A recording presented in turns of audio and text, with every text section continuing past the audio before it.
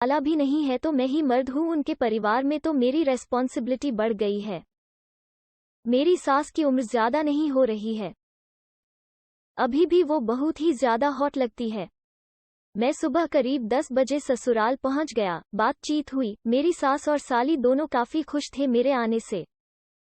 सब ने खूब एंजॉय किया, पर मेरे सास के मायके से फोन आ गया कि उनके नानी का तबीयत खराब है, तो मेरी सासू माँ बोली, बेटा मुझे जाना जरूरी है, तुम और सिमर दोनों यही रहो, कल मैं दोपहर तक आ जाऊंगी। और वो अपने मायके यानी के मामा जी के यहाँ चली गई। अब मैं आपको अपने साली के बारे में बता दूं।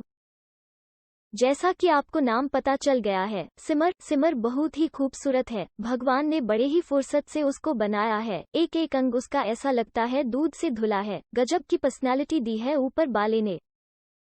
अभी बहुत भरी पूरी नहीं है, वो जवानी की दहलीज पर ही है। अभी वो 18 साल की है। दोस्तों, जब मेरी सासू माँ अपने मायके चली गई तो मेरी नियत खराब हो गई। उसको देखकर मेरे अंदर का वासना जाग उठा। मुझे लगा कि मेरा माल कोई पहले खा जाए, इसके पहले मैं ही क्यों ना खाऊं। अब मेरी निगाह चेंज हो गई थी उसको देखकर। सासू माँ के जाते ही वो बोली, जीजू मैं नहा कर आती हूँ, फिर हम दोनों कहना खाएंगे। मैंने कहा ठीक है मैडम, जैसी आपकी आज्ञा। उसके बाद मेरी साली बाथरूम में चली गई। मैं अपने कमरे से निकला और उसके बाथरूम के पास पहुंचा। अंदर नल चलने की आवाज आ रही थी। मैं दरवाजे के एक छोटे से होल से देखा तो वो मुझे साफ साफ दिखाई दी। पहले तो मैंने सिमर के पीछे देखा। गान गजब की गोरी, पीठ मजेदार, और वो पानी का मग डालना और पानी नीचे तक ससर कर गिर जाना। ओह, मैं तो सोच रहा था काश मैं पानी होता तो मैं पूरे बदन को सहलाते हुए नीचे आता। तभी वो फिर मेरे तरफ घूम गई। दोस्तों, मैं तो पागल हो गया और मेरे मुंह से अनायास ही ओ माय गॉड की आवाज निकला। और फिर मैंने बोला, क्या माल है यार।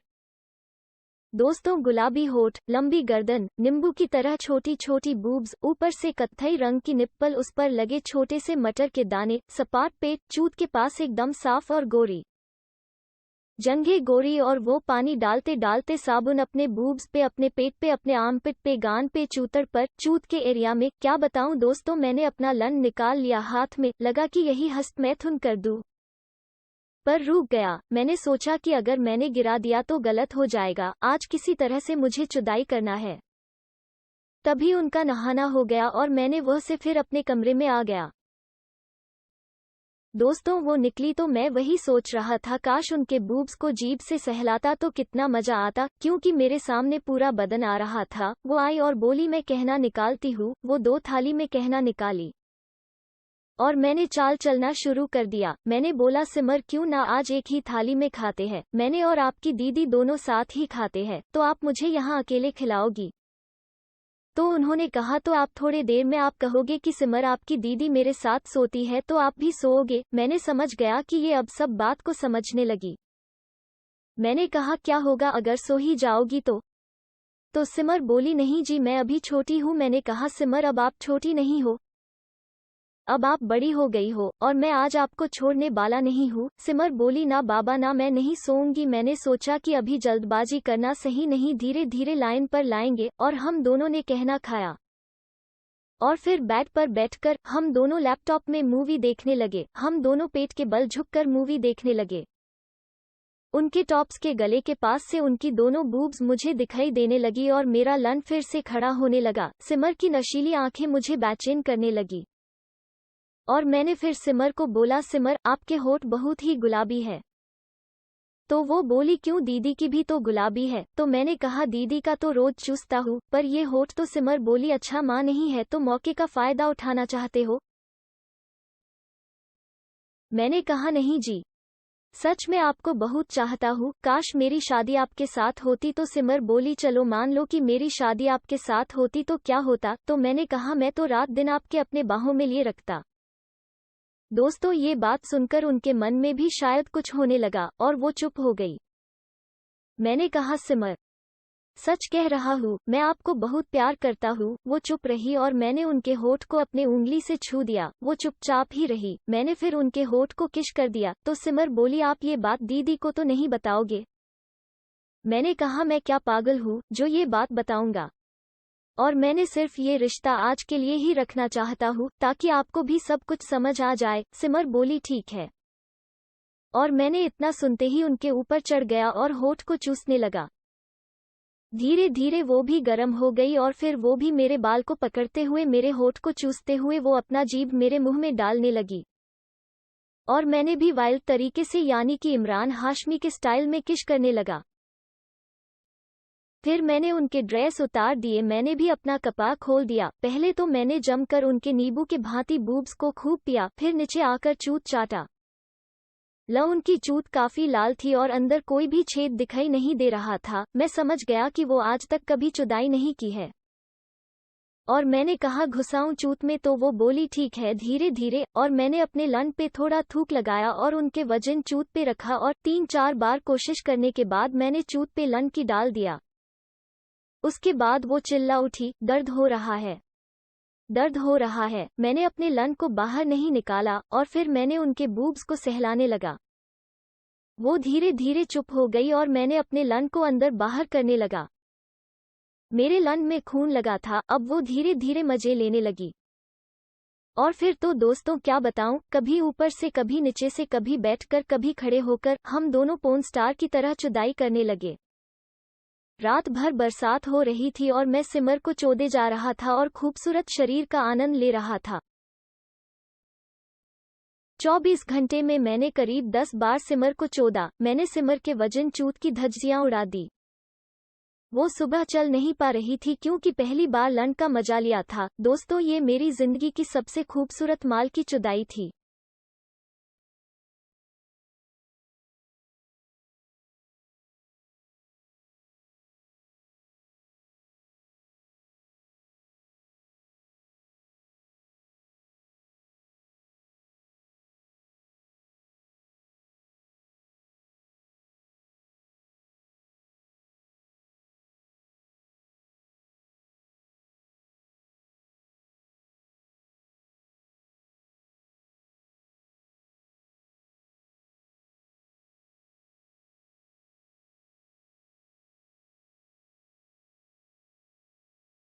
जाट छोरे और जाट छोरी की आखिर जाट तो जाट होता है। हेलो साथियों, नमस्कार। मेरा नाम नेहा है। मैंने बहुत समय पहले एक स्टोरी सुनी थी असार के स्टोरी लवर पे, तो आज मेरी कहानी आज आपको सुनाने जा रही हूँ। दोस्तों कहानी शुरू करने से पहले आप अभी चैनल को सब्सक्राइब कर दो और वहीं बाजू में बनी हुई घंटी को भी बजा के ऑल पे क्लिक कर दो। पानीपत से हूँ। मेरा गांव पानीपत के बहुत पास है, तो मैं कॉलेज में पढ़ने के लिए पानीपत जाती हूँ।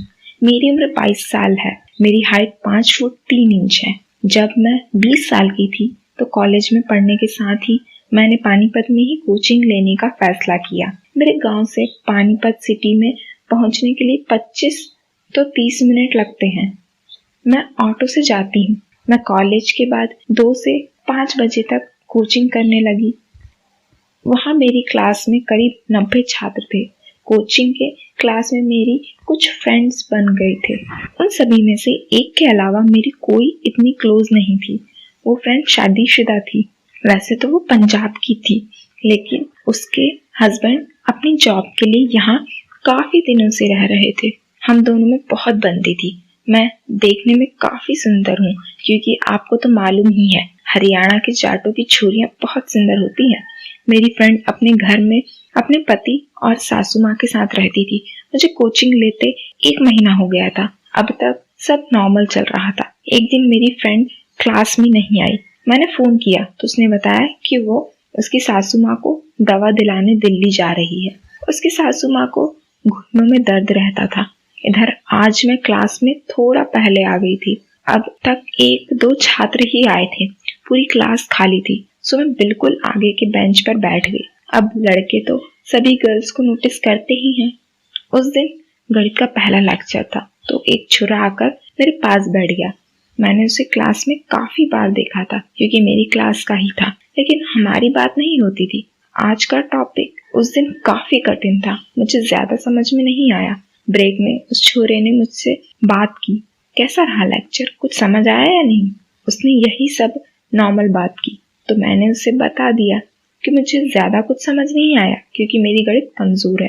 तो मुझे सवाल समझाने लगा। हमारी थोड़ी बात हुई, मुझे उसके समझाने का तरीका ठीक लगा, इसलिए क्लास की 1 घंटा बाद तक उसने मुझे सवाल क्लियर कराया। इसके बाद ऐसे ही कभी कभी उससे मेरी हाय हेलो हो जाती। एक दिन मैं क्लास में जल्दी आकर बैठी थी तो मेरी उससे हाय हेलो हुई। वो मेरे पास बैठ गया। उसका नाम अमित था। उसकी हाइट करीब 5 फुट 9 इंच थी। वो ना तो ज्यादा तगड़ा था ना ही कमजोर था, मतलब सामान्य जाट था। उसका रंग भी गोरा था। बातचीत से पता चला कि वो भी मेरी ही बिरादरी का ही है और मेरे साथ वाले कॉलेज में ही पढ़ता है। हमारी कुछ देर बातें हुई, तब तक मेरी फ्रेंड आ गई। वो क्लास खत्म करके चला गया। एक बार मैं और मेरी फ्रेंड मार्केट गए तो वहाँ वो हमें मिला। उसने मुझे देखकर स्माइल पास की और चला गया। उससे मेरी दोस्ती बढ़ती ही जा रही थी। ऐसे ही क्लास में भी उससे हाय हेलो हो जाती। एक बार हम दोनों सहेलियों की किसी कारणवश गणित की 2 दिन की क्लास मिस हो गई तो मैंने अमित से उसके नोट्स देने को कहा। उसने मुझे घर ले जाने के लिए नोट्स दे दिए। मुझे घर पर सवाल समझ नहीं आ रहे थे तो मैंने देखा कि अमित की नोटबुक पर उसका नंबर लिखा था। मैंने उसे फोन किया और उससे कहा, यह मेरा पर्सनल नंबर है, सेव कर लो। उसने फोन पर ही मुझे सवाल क्लियर करा दिए। अब ऐसे ही कुछ दिन बीत गए। कभी कभी उससे व्हाट्सएप पर थोड़ी बहुत बात हो जाती। हम क्लास में कभी कभी तीनों फ्रेंड्स के साथ बैठ जाते थे। एक बार रात के 10 बजे उसने हाय का मैसेज भेजा। मैंने रिप्लाई किया, नेहा हेलो, सोए नहीं क्या? अमित, नहीं अभी नहीं। नेहा, क्यों, जीएफ से बात कर रहे थे क्या? अमित, अरे नहीं यार, मेरी कोई जीएफ नहीं है, मेरे भाई बाहर रहते हैं, वो आर्मी में है, उनसे ही बात कर रहा था। नेहा, वाह, आर्मी में है, नाइस। मैं आपको बता दूं कि यहाँ हरियाणा में हमारी जात बहुत बहादुर मानी जाती है। हमारे जाट छोरे बहुत लंबे चौड़े होते हैं, इसलिए ज्यादातर पुलिस या आर्मी में नौकरी करते हैं। अमित, नेहा तुम नहीं सोई? नेहा, नहीं बस स्टडी कर रही हूँ। अमित, स्टडी या बॉयफ्रेंड से बात कर रही हो? नेहा, अरे प्लीज यार बकवास मत करो, मेरा कोई बॉयफ्रेंड नहीं है। अमित, ओके यार, just kidding. Neha, it's okay यार। फिर मैंने ही उससे पूछा, तुम कहाँ से आते हो अमित? उसने बताया तो पता चला वो मेरे गांव से अगले वाले गांव से ही आता है। वो कभी बस से कभी बाइक से आता है। नेहा, ओके अमित, मैं सो जाऊँ अब, good night. Amit, okay bye, सो जाओ, गुड नाइट। फिर कल कॉलेज के बाद क्लास में मिलते हैं। हमारी ऐसे ही व्हाट्सएप पर थोड़ी बात होती रहती। एक दिन रात को उसने कहा कि नेहा मेरा एक सवाल सॉल्व कर दो। मैंने कहा हाँ दो। अमित, बहुत कठिन है, शायद तुमसे नहीं हल हो सकेगा। नेहा, बकवास मत करो, सवाल दो। अमित, जो नहीं हुआ तो लगेगी शर्त, जो मैं बोलूंगा वो करोगे? नेहा, ओके ठीक है। मुझसे सवाल सॉल्व नहीं हुआ और मैं शर्त हार गई। मैंने उससे बोला, बोलो अब मुझे क्या करना है? उसने कहा, तुम मेरी फ्रेंड हो ना? मैंने कहा हाँ बोलो। वो कहने लगा कि यार तुम्हारे पास एक ब्लैक और एक येलो सूट है ना, जो तुम पहनकर भी आई थी एक बार। मैंने कहा हाँ है तो तुमको कल उनमें से ही एक पहन कर आना है। मैंने कहा लेकिन ऐसा क्यों? उसने कहा बस ऐसे ही यार। उस रात को मेरे मन में अजीब से विचार आ रहे थे कि उसने ऐसा क्यों बोला। अगले दिन मैं काले रंग का सूट पहन कर गई। मुझे देखते ही स्माइल पास करने लगा। मैंने भी उसकी तरफ देखकर हंस दिया। फिर क्लास में जाकर मैंने सारी बात अपनी फ्रेंड को बताई। उसने कहा, मरता है ये तुझ पर? मैंने कहा नहीं यार, वो बस फ्रेंड है। तो उसने बोल दिया होगा। उसने कहा, मैं सब नोटिस करती हूँ, वो तुझे ही घूरता रहता है। तभी अमित ने मुझे फोन किया और मेरी तरफ देखते हुए मुझे ब्लैक सूट में आने के लिए थैंक्स कहा। मेरी सहेली बोली, देख ले क्या खिचड़ी पक रही है। मैंने कहा यार तू ना बस यूं ही लगी पड़ी है अपनी सहेली की मान। मैं हंसकर टाल दी, लेकिन मेरे दिमाग में मेरी सहेली की बातें घर कर गई थी। रात को फिर अमित से थोड़ी बात हुई और वो सो गया। मैं रात को उसी के बारे में सोचती हुई सो गई कि क्या वो मुझ पर आकर्षित है या मैं उसकी तरफ आकर्षित हूँ, या आग दोनों तरफ बराबर लगी है। अगली सुबह उसने मुझे मैसेज किया कि वो बाइक पर है और मुझे ले लेगा, दोनों साथ में ही चल पड़ेंगे। मैंने भी हाँ कर दी। मैं अपने गांव के स्टॉपेज पर पहुंची ही थी कि वो वहां पहले से ही बिना बाइक के खड़ा था। उसने कहा, यार सॉरी बाइक खराब हो गई, रास्ते में ही मैकेनिक के पास खड़ी कर दी। मैंने कहा कोई नहीं, बस से चलते हैं। कुछ देर बाद एक बस आई। वो बहुत फुल थी। बहुत भीड़ देखते हुए उसने मना कर दिया। मैंने भी मान गई। फिर ऐसा तो टाइम 9 बजने वाले थे। हम दोनों ही क्लास के लिए लेट हो गए थे। ये जुलाई का महीना था, मानसून मौसम था, सो कुछ ही देर में बारिश होने लगी। अगली बस आई तो ये तो पहले वाली से भी ज्यादा भरी थी, लेकिन टाइम ज्यादा हो जाने की वजह से हम दोनों बस में चढ़ गए। जैसे तैसे करके हम बस में चढ़ सके। अंदर एकदम फुल ठसाठस भरी थी। मुझसे तो खड़ा भी ठीक से नहीं हुआ जा रहा था। बहुत धक्का मुक्की हो रही थी। मैं अमित के आगे थी, वो मेरे पीछे था। बहुत भीड़ होने के कारण धक्के में अमित मेरे ऊपर आया और उसकी पूरी बॉडी मेरी पूरी पीठ से रगड़ खा गई। भीड़ बहुत थी। मेरे आगे एक 20 साल का लड़का खड़ा था। मैंने अमित की तरफ मुंह कर लिया। अब मैं हाइट में अमित की थोड़ी ठुड्डी पर आ रही थी। भीड़ में फिर धक्का लगा। अमित की शर्ट में लगे परफ्यूम की हल्की हल्की खुशबू को एंजॉय कर रही थी। जैसे तैसे करके हम दोनों पानीपत पहुंचे। वो अपनी मंजिल पर उतर गया। मेरे कॉलेज पहुंच जाने के बाद उसने मुझे फोन किया और पूछा, तुम ठीक हो ना? मैंने कहा हाँ। वो बोला ठीक है, कोचिंग पर मिलते हैं। ओके। मैंने ओके कहकर फोन काट दिया।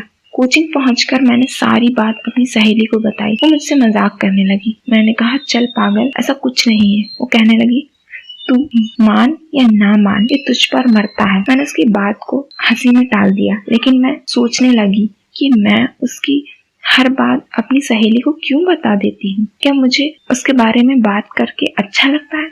कुछ दिन ऐसे ही चलता रहा। तो दोस्तों, आगे क्या हुआ है ये मेरे अगले पार्ट में होगा।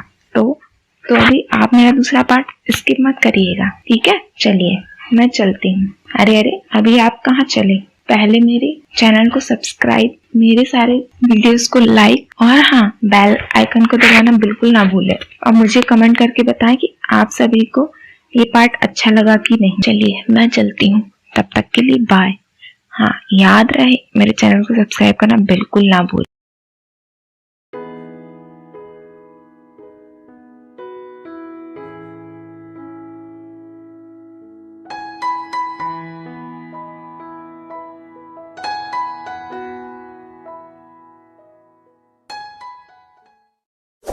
इस वीडियो को लाइक करें, हमारे चैनल को सब्सक्राइब कर। इस तरह मैंने अपनी मामी जान को बातों में उलझा दिया और फिर ये कहानी है मेरी। तो दोस्तों, कहानी शुरू करने से पहले ये 4 काम कर दो। पहला, चैनल को सब्सक्राइब कर दो और वहीं बाजू में घंटी है, दबा दो। दूसरा काम, अपने सभी दोस्तों साथियों में शेयर कर दो मेरी ये स्टोरी। नमस्ते दोस्तों, मेरा नाम शकील है और मैं मुंबई से हूँ। ये कहानी मेरी खुद की सच्ची कहानी है। जब ये घटना हुई थी उस समय मेरी उम्र 25 साल की थी। मैं मुंबई में एक प्राइवेट कंपनी में जॉब करता था। यह कहानी मेरी और मेरी मामी जान की बीच की है। मामा और मामी मेरे घर से थोड़ी दूर पर ही रहते हैं। मैंने अपना अलग फ्लैट किराए से लिया है। मैं मामा के घर हफ्ते में एक बार ही जाता हूँ। मेरे मामा की उम्र 35 साल है और मामी की उम्र 30 साल है।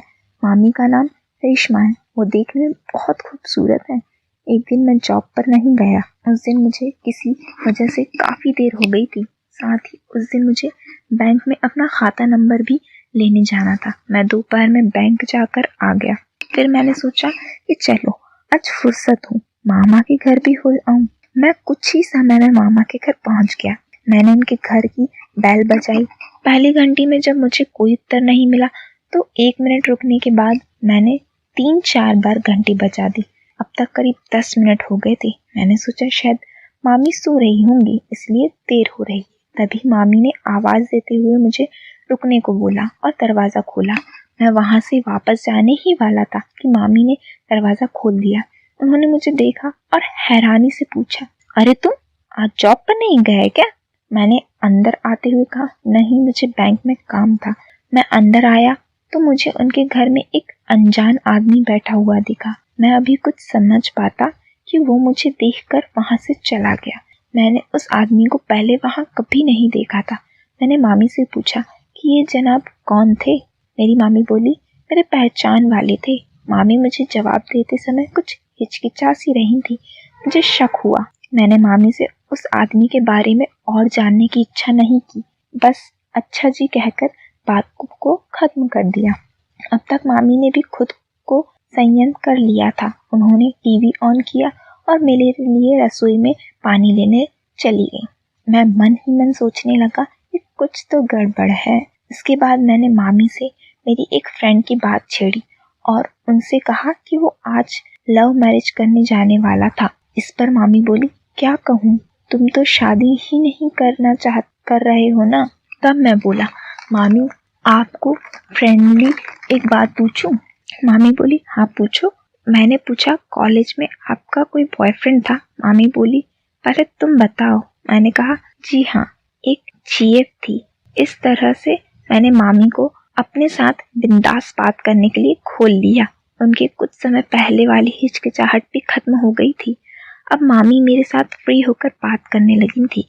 कुछ देर की खुली बातचीत के बाद मामी बोली, हाँ मेरा भी एक बॉयफ्रेंड था। मैंने कहा, वाओ मामी, कभी उसके साथ एंजॉय किया या नहीं? मामी बोली, हाँ किया है। मैं मामी के करीब बैठ गया और मैंने उनसे पूछा, वाह मुझे भी तो बताओ, कैसे मजे किए? मामी हंसते हुए बोली, वो सब क्यों बताऊं? मैं मामी को बड़े प्यार से देख रहा था और मैं उनसे प्लीज बताओ ना कहते हुए जिद करने लगा। मामी मुझसे बोली, किसी को बताओगे तो नहीं? मैं बोला, अरे रेशमा जी, अब हम दोनों दोस्त हैं यार, बोलो ना। अच्छा रेशमा जी, क्यों, बुरा लगा आपको? नहीं, मुझे बहुत अच्छा लगा। तो फिर आगे बताओ ना। तब मामी बोली, हाँ ठीक है, सुनाती हूँ। फिर मामी मुझे अपनी पहली बार के बारे में बताने लगी। उस वक्त मैं उनके बाजू में ही बैठा था। जो कि कहानी मामी मुझे सुना रही थी वो काफी अच्छी थी। मैंने उनसे उनकी इस कहानी में सब कुछ बिंदास बताने को कहा तो वो भी खुलती चली गई। उन्होंने उनके बारे में मुझे काफी विस्तार से बताया। तभी मैंने देखा कि मामी की आंखों में अलग सी खुमारी सी दिख रही थी। मैं रेशमा मामी को आई लव यू बोल दिया और नीचे मुंह करके बात करने लगा। वो मुझे मना करने लगी, बोली, तुम अभी मेरी उम्र के नहीं हो। पर मैं नहीं माना और उन्हें उसी समय मामी के घर का लैंडलाइन वाला फोन बजा। तो मामी बोली, मुझे 1 मिनट रुको यार, मुझे फोन सुन लेने दो प्लीज, थोड़ा वेट करो। मामी फोन सुनने लगी। मैं फोन से चिपक कर ही खड़ा हो गया था। फोन पर उधर से आवाज आई, हेलो रेशमा डियर। मामी बोली, जी आप कौन? मैं फोन के रिसीवर पर हाथ रख कर धीरे से उनके कान में बोला, रेशमा जी आप बिंदास बात करो, मुझे भी सुनना है कि कौन है। तब मामी बोली, हेलो आप कौन? उधर से कोई बोला, मैं मोहित हूँ जी, आपकी सहेली का पति। तब मामी बोली, जी अच्छा समझ गई, हाँ बोले, कैसे याद किया? उस तरफ से आवाज आई कि बस यूं ही आपकी सहेली मनीषा आपको याद कर रही थी। मैं समझ गया कि वो मामी से डबल मीनिंग वाले शब्दों में बात कर रहा था। मामी बोली, जी ठीक है, मैं कल आती हूँ। मामी ने फोन कट कर दिया। मैं बोली, मामी आप तो पटाखा हो। वो बोली, कैसे? मैं बोला, आपकी सहेली का पति भी आप पर लट्टू है। मामी हंस कर बोली, जी हाँ वो तो है, वो भी चाश मारना चाहता है। मैं बोला, ठीक है रेशमा जी, आज मुझे भी एक चांस दे दो। मैं मामी को बोला, मगर ये बात किसी को बताना नहीं तो मेरी दिक्कत हो जाएगी। मामी कश्मकाते हुए बोली, मैं नहीं बताऊंगी, मगर तुम भी मत बताना किसी को, नहीं तो तुम भी फंसोगे, सोच लो। अब तक मामा के आने का टाइम भी हो गया था। मैं बोला, मामी अभी तो मैं चाहता हूँ, किसी और दिन धमाल मचाएंगे। मामी बोली, थोड़ा रुको ना, अपने मामा से मिलकर जाना, वो भी 10-15 मिनट में आने वाले ही होंगे। कुछ देर बाद मामा आ गए। मैं उनसे मिला और हालचाल पूछकर अपने घर जाने लगा। तभी मामी ने मुझे रोकते हुए कहा, अरे शकील, कल तुम जॉब से सीधे यहीं आ जाना, कल तुम मेरे घर ही रुक जाना। मैं रात को कुछ काम से बेंगलोर जा रहा हूँ। मेरी तो मानो लॉटरी से निकल पड़ी थी। मैंने बड़ी संजीदगी के साथ कहा, जी मामा जी। इसके बाद मैं अपने घर आ गया। मैं रात को सोचने लगा कि कल तो मामी के दीदार हो ही जाएंगे। मैं दूसरे दिन जॉब से अपने घर आया और फ्रेश होकर मामा के घर चला गया। मामा बेंगलोर जाने की तैयारी में थे। उनकी फ्लाइट 7 बजे की थी। मैं बोला, मामा जी मैं आपको एयरपोर्ट पर छोड़ देता हूँ। तब तक मामी भी तैयार करके बोली, जी हाँ हम तीनों ही चलते हैं, मुझे मेरी सहेली से भी बांद्रा वेस्ट में मिलना है। मामा ने बोला ठीक है। हम लोग एक टैक्सी पकड़कर एयरपोर्ट आ गए। वहाँ मामा को छोड़कर हम दोनों वापस निकले। मैंने बोला मामी आपकी सहेली का घर कहाँ पर है? तब मामी बोली यार मुझे मामी मत बोलो, अब सिर्फ रेशमा बोलो। मैं किसी सहेली के घर पर नहीं जा रही हूँ, तुम्हारे साथ घूमने जा रही हूँ। मैं बोला ओके रेशु मेरी जान। वो हंस दी। मैंने उन्हें कहा कि आज का दिन मेरे लिए बहुत हसीन है। वो बोली और रात भी। मैं हंस दिया। हम दोनों गेटवे ऑफ इंडिया चले गए। वहाँ हम दोनों ने लवर्स के जैसे हाथों में हाथ डाले हुए 8 बजे तक घूमा। आज रेशमा मामी बहुत ज्यादा धांसू लग रही थी। मैं बयां नहीं कर पा रहा हूँ कि वो कितनी धांसू लग रही थी। उस शाम हम लोगों ने बाहर ही खाना खाया और घर को 11 बजे तक घर पहुंचे। घर आते ही मैं रेशमा मामी को बोला मैं आता हूँ, रुकना। मैं फट से जाके पैकेट ले आया। अब समझ जाओ किस चीज का पैकेट होगा, वही रबर का यार। फिर उसके बाद मामी के पास पहुंचा। वो बोली मेरे राजा किधर गए थे? मैंने बोला जरूरी सामान था, वो लेने गया था। मामी समझ गई। अब मुस्कुरा दी। मैंने टीवी ऑन करके देखने लगा, तभी रेशमा मामी वहां आई। मैं उन्हें देखता ही रह गया। वो मुझे बोली कैसी लग रही हूँ? मैं बोला सच बोलूं एक नंबर लग रही हो आप। तभी मामी बोली 1 मिनट रुको। मैंने उन्हें छोड़ा तो वो रसोई में चली गई और मेरे लिए कुछ मिल्क चॉकलेट ले आई। और मामी बोली इस चॉकलेट में कुछ मिला हुआ है पावर के लिए। मैं झट से खा लिया और थोड़ा मामी को भी दे दिया ताकि पावर बना रहना चाहिए। बस फिर क्या था, हर टाइप के सपाटे दिए, कभी सीधे, कभी आड़े, कभी घोड़ी, कभी हर तरह के। फिर मैं बोला जान एक बात पूछूं? वो बोली जी हाँ पूछो। मैंने पूछा कॉलेज में जब आप स्टूडेंट थी तब आपने कितने लिए थे? रेशमा बोली 2 के लिए हैं। मैंने पूछा क्या दोनों के एक साथ लिए थे? वो बोली नहीं यार, एक पहले बॉयफ्रेंड बना कर उसने अपने घर पर मुझे पेला था और उसके बाद कॉलेज में ही छत के ऊपर 1 साल उससे मजे लिए थे। उसके बाद दूसरा बॉयफ्रेंड पटाया था, उसके साथ कॉलेज के पास ही एक जंगल में जाकर, उधर एकदम सुनसान रहता था, कोई नहीं आता था। मैं बोला और जो कल दोपहर में आया था वो? मामी बोली वो मेरी सहेली मनीषा का पति था, दोस्त है अमित। मैं बोला ओके, तो अमित यहाँ क्यों आया था? रेशमा मम्मी बोली वो भी चाहता था, वो मनीषा के देना चाहता था। मेरी फ्रेंड मनीषा भी चाहती है कि मुझे कुछ नया किया जाए। मैं बोला ओके, क्या आप मुझे मनीषा से मिला सकती हो? बल्कि उन तीनों से ही मिलवा दो, मैं ग्रुप की बात करना चाहता हूँ। इस पर मामी मान गई। मैं मामी को देखकर बोला रेशमा ये मजे यहीं तक नहीं खत्म होने चाहिए, तुम आज से मेरे पति हो।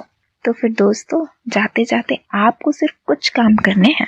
पहला काम, मुझे कमेंट करके जरूर बताएं कि आपको मेरी कहानी कैसी लगी। दूसरा काम, अभी तक चैनल को सब्सक्राइब नहीं किया हो तो कर लो और वहीं बाजू में एक घंटी है उसे दबा दो कि मैं इतनी अच्छी कहानी बनाती हूँ, इतनी मेहनत करती हूँ, मुझे पता है आप सभी को बहुत मजे आते हैं। तो इतने ही तो सिंपल काम करने हैं, आप करेंगे ना मेरे लिए? धन्यवाद। चलो अब मैं चलती हूँ, मिलूंगी अब मेरी अगली स्टोरी में। तब